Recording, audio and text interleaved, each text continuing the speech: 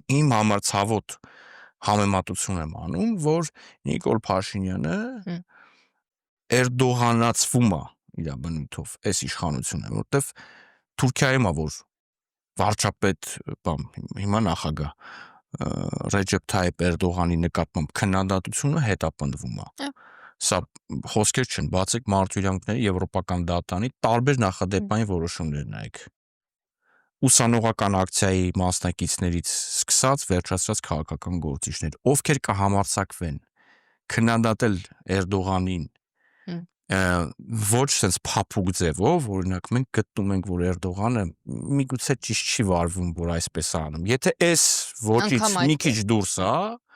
մի քիչ վուլգար քննադատություն է, վուլգար բառն էլ միեդի լեքսիկոնի մեջ է, վուլգար ցնցող քննադատությունն է, որ Էրդողանը կոռուպցիոներ է։ Եթե մեկը այդպիսի բան ասի, իրան ձերբակալելու են, տանեն կալանավորեն։